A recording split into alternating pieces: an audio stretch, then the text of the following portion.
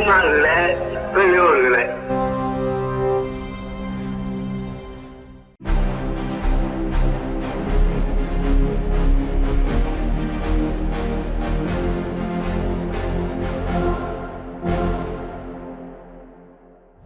அனைவருக்கும் வணக்கம். இன்று விடுதலை பார்வைக்கு அன்போடு வரவேற்கிறோம்.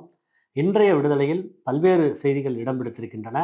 மனு தர்மத்தையும் அர்த்த சாஸ்திரத்தையும் அடிப்படையாக கொண்ட ஒன்றிய பாஜக அரசின் புதிய தொழிலாளர் சட்ட தொகுப்பை கண்டித்து பிப்ரவரி 12 திமுக நடத்தும் நாடு தழுவிய கண்டன ஆர்ப்பாட்டத்திற்கு தொழிற்சங்கங்களின் வேலை நிறுத்தம் வெற்றி பெறட்டும் என்று திராவிடர் கழக தலைவர் ஆசிரியர் கி வீரமணி அவர்கள் அறிக்கை விடுத்திருக்கிறார்.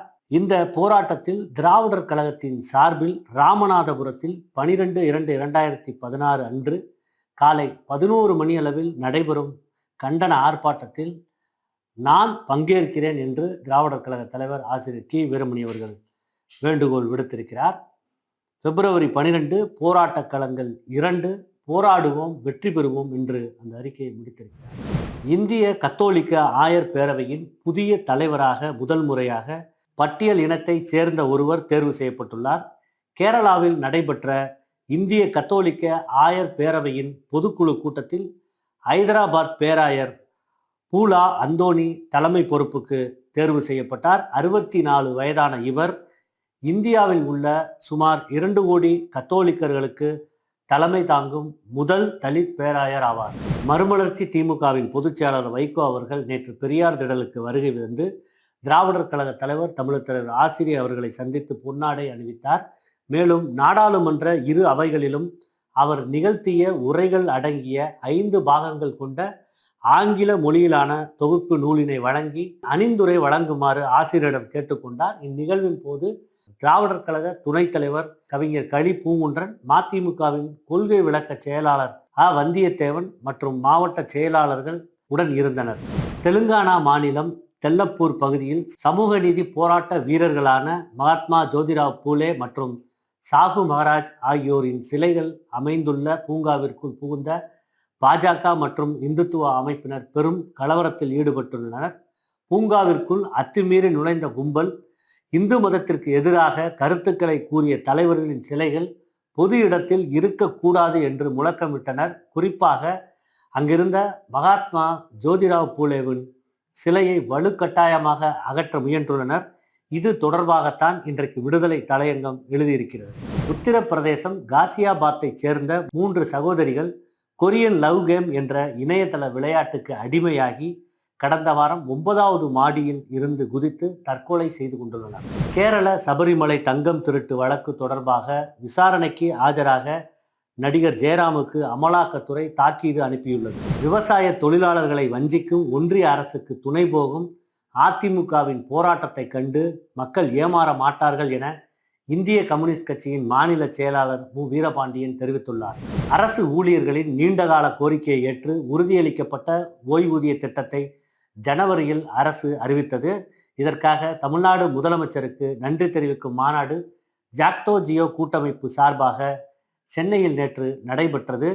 இதில் பேசிய முதலமைச்சர் மு க ஸ்டாலின் அவர்கள் திட்டமிட்ட நிதி நெருக்கடியை ஒன்றிய பாஜக அரசு உருவாக்கி வருகிறது என்று குற்றம் சாட்டியிருக்கிறார். பிரதமர் அலுவலகம், PM கேர் நிதி, பிரதமரின் தேசிய நிவாரண நிதி மற்றும் தேசிய பாதுகாப்பு நிதி தொடர்பான நாடாளுமன்ற கேள்விகளும் விவகாரங்களும் மக்களவையில் அலுவல் நடத்தும் விதிகள் தொடர்பான விதிகளின் கீழ் அனுமதிக்கப்படாது என்று மக்களவை செயலகத்திடம் ஒன்றிய அரசு தெரிவித்துள்ளதாக இந்தியன் எக்ஸ்பிரஸ் தகவல் தெரிவித்திருக்கிறது. நீட் PG கட் ஆஃப் மதிப்பெண்ணில் ஒற்றை இலக்க மதிப்பெண்களுடன் சிறந்த மருத்துவ கல்லூரிகளில் முதுகலை இடங்கள் கிடைத்துள்ளன. ரோத்தக்கில் உள்ள ஒரு அரசு நிறுவனத்தில் எலும்பியல் துறைக்கான இடம் 800க்கு வெறும் 4 மதிப்பெண்கள் பெற்ற விண்ணப்பதாரருக்கு ஒதுக்கப்பட்டிருக்கிறது. அதே சமயம் டில்லியில் உள்ள ஒரு முன்னணி மருத்துவக் கல்லூரியில் மகப்பேறியல் மற்றும் மகளிர் மருத்துவ பிரிவுக்கான இடம் 44 மதிப்பெண்கள் பெற்ற ஒருவருக்கு வழங்கப்பட்டுள்ளது. பொது அறுவை சிகிச்சைக்கு ஒரு இடம் 47 மதிப்பெண்களில் நிரப்பப்பட்டுள்ளது. குடியரசுத் தலைவர் உரைக்கு பிரதமர் மோடி பதில் அளிக்காதது தலைக்குனிவு என்று விடுதலை சிறுத்தைகள் கட்சியின் தலைவர் பாராளுமன்ற உறுப்பினர் தொல் திருமாவளவன் அவர்கள் செய்தியாளர்களிடம் தெரிவித்திருக்கிறார். ஒன்றிய அரசின் மக்கள் விரோத நடவடிக்கையை கண்டித்து நாடு முழுவதும் உள்ள அனைத்து விவசாயிகள் சங்கம் சார்பில் கன்னியாகுமரி முதல் காஷ்மீர் வரை நடைபயணம் மேற்கொண்டுள்ளனர். தமிழ் மக்கள் கலை விழா 2026 நிகழ்வில் தமிழர் தலைவர் ஆசிரியர் கி வீரமணி அவர்களுக்கு கபிஸ்தலம் தி கணேசன் நினைவு சமுதாய தொண்டர் 2025க்கான விருது வழங்கப்பட்டது. அந்நாள் இந்நாள். இந்தியா 1947 சுதந்திரம் அடைந்தது. 1950 குடியரசு நாடாக மாறிய பிறகு நடத்தப்பட்ட முதல் மக்கள் தொகை கணக்கெடுப்பு எடுக்கப்பட்டது. பிரிட்டிஷ் ஆட்சி காலத்தில் 1872 முதல் கணக்கெடுப்புகள் நடத்தப்பட்டாலும் இதுவே குடியரசு இந்தியாவின் முதல் மக்கள் தொகை கணக்கெடுப்பாகும். பிப்ரவரி 9 தொடங்கி மார்ச் 1 1951 வரை நீடித்தது.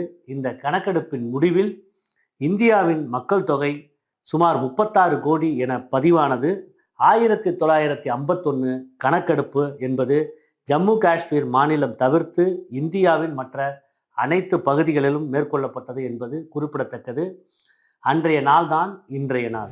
இது போன்ற செய்திகளை பார்த்திடவும் திராவிடர் கழக தலைவரின் பொதுக்கூட்ட உரைகள், பேட்டிகள், குழந்தைகளுக்கான காணொளிகள், பகுத்தறிவு திரைப்படம், ஆவணப்படம், குறும்படம் ஆகியவைகளை பார்த்திட பெரியார் விஷன் OTT செயலியை தரவிறக்கம் செய்து சப்ஸ்கிரைப் செய்யுமாறு கேட்டுக்கொள்கிறோம். நன்றி, வணக்கம்.